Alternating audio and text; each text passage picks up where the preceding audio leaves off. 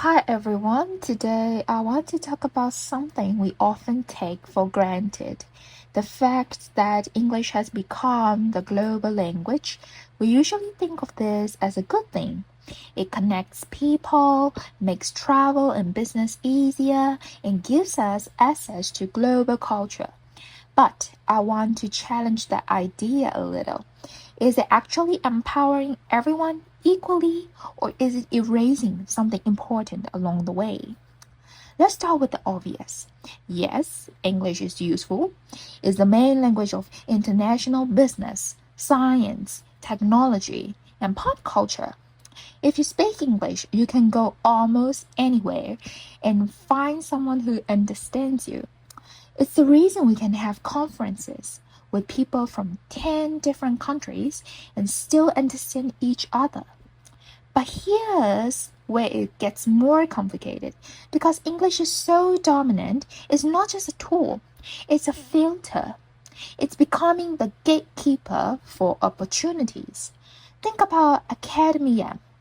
Researcher in Thailand or Colombia might have amazing ideas, but if their English isn't perfect, their work might not get published in top journals.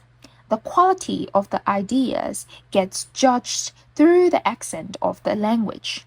Is that really fair? And then there's the workplace.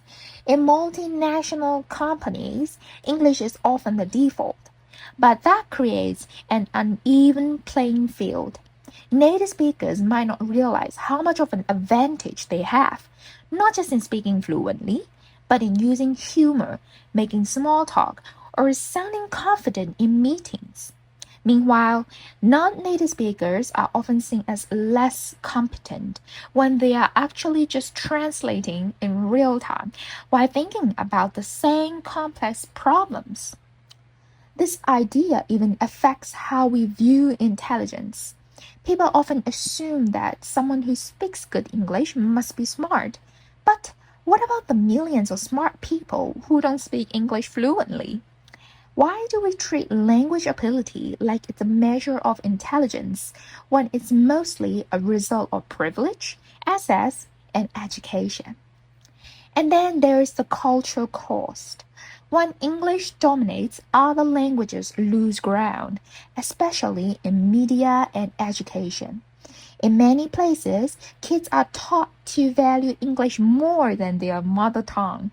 Local languages and dialects slowly disappear not because they're not valuable, but because they're not considered useful in a globalized world. What happens to stories, songs, or even ways of thinking that can't be translated into English? Some people argue that language is just a tool, but language shapes how we think. Losing linguistic diversity isn't just losing words, it's losing different worldviews. So, in conclusion, is English empowering or erasing? The answer is both. It opens doors, but it also builds walls. It connects, but it can also silence. I'm not saying we should all stop using English, that's not realistic, but we should be more aware of the power dynamics involved. We should question the idea that fluency in English equals intelligence or success. And we should protect and respect our languages or other languages, not just as cute cultural decorations, but as a full living systems of thought.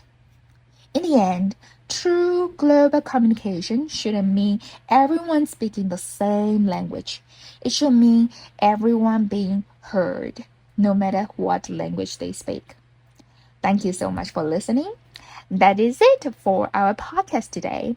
If you have any topics you guys want to hear about, please let me know in the comments down below. Until the next time, stay safe and bye-bye.